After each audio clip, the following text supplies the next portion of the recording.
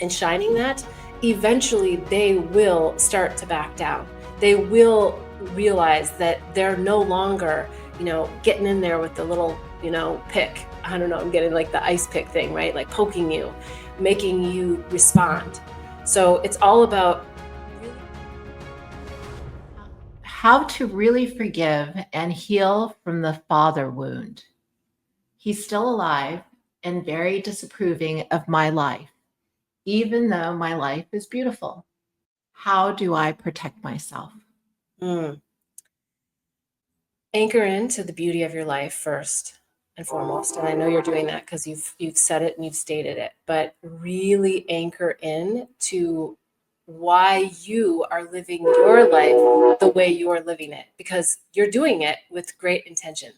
And there's a disconnect between what your father thinks you should be doing, it feels, and what you are doing, and or that you are actually doing something that he wished he could have done. Maybe not in the exact same way, not with the exact same activities, but maybe he sees more happiness in you. Maybe he sees more freedom in you that he didn't have.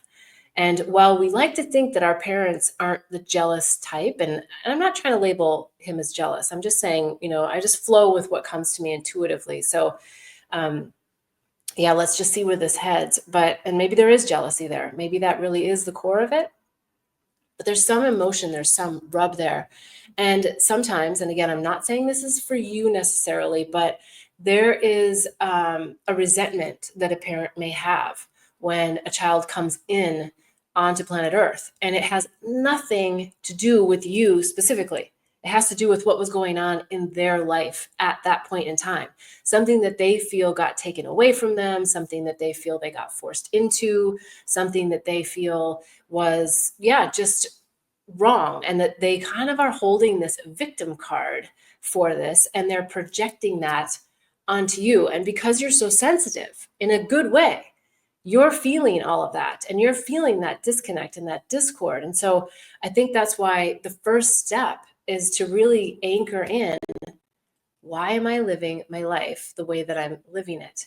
And if there is something that's vibrationally off, be honest with yourself. Like, okay, yes, I'm doing this, this, this, and this. And oh, there's that little sliver in there that I don't feel so good about. And maybe, and I don't want to say like he's right, but maybe he's reflecting something to you that is actually helpful. Maybe it's just something. I'm really stubborn. So I know what that feels like when someone reflects something to me and I'm like, no, and then I go, okay, let me just feel into it. And then I realize later, like, okay, that was actually something I did need to see about myself. So I think when we start to take away the emotion that these loved ones cause us, especially when they're our parents, because we were born into that family. These are people that we can't easily uncouple with, and oftentimes we don't want to, and nor should we. But we do want to just honor ourselves and our own feelings and not let their feelings ruffle our feathers. So I think the question was more about like, how can I heal this, right? Can you just How do I protect myself? how do I protect myself? I actually feel like the word protect isn't as vibrationally in alignment, because if you are protecting yourself, it means that you are allowing fear to be in your aura and so just work with me, because it's a very nuanced thing that I'm trying to say here. I get what you're saying, and yes, you should in a sense protect yourself, but I think what I'm really edging you towards is that it's not about like protection because you have a fear of needing to protect yourself, but an empowerment of being in who you really are. And so there's a difference vibrationally as to how you approach that. So it's not like, oh, I need to protect myself. It's like, no, I am empowered with who I am. And I am going to put my beautiful love and light out there. And what comes to me is, I guess, literally like as though you're just like, you're just putting that out there and deflecting, not as a shield, not in the sense like, oh, I have to like have this metal shield, but as like a real reflector. Like, I want to reflect my light to you. And I think what we find when we really do that, when we're really in our own power, is we we allow them to see the light. Whether they want to accept it or not is their issue, because sometimes they're not ready. Sometimes that's blinding to them. Sometimes that's a challenge to them when they see someone else's light, when they see someone else's happiness. But if you just keep consistently putting that light out there and shining that, eventually they will start to back down. They will realize that they're no longer, getting in there with the little, pick. I don't know, I'm getting like the ice pick thing, right? Like poking you, making you respond. So it's all about really getting to that blissfully neutral state in our relationships, because stuff happens and we go, whoa, everything's so great. And then stuff happens and we go, whoa, everything's so crap. And it's always about like, how do we come back to that equilibrium? How do we come back to that blissfully neutral state where it's not that I don't care, it's just that I'm not triggered, and I'm not going to let your emotion evoke in me something that's not good for me either. Have the emotion. I think that's important. But just really feel into like, oh, okay, I'm having this emotion. I'm going to let it move through me. I'm going to express my truth. And that's it. And then it's like, okay, then we don't want to take the stories and let the stories keep going and going and going.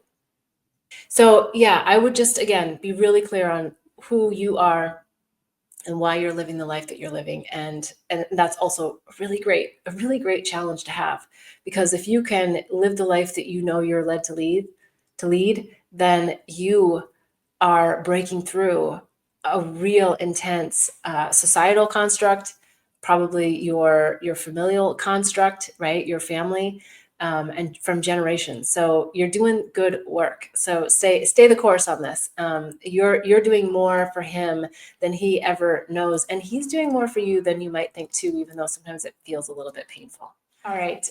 Each week, I am so excited when you're here with me live. It's so much fun. Please always write questions in the comments. Let me know what you think about the insights that come through. I really appreciate your time. Subscribe, hit the bell, and then you'll know whenever I go live. There's tons of resources on bethbell.me. There's the Awakening and Healing Handbook. There's the Herpes Handbook, the Psychedelics Resource Guide. You can always sign up for some spiritual advising so that we can work together. I really want to help you get through heartbreak and heal that heart back to wholeness. So until next week, every Sunday, 11 a.m. Pacific time, I am wishing you so much bliss and love on the journey. Namaste.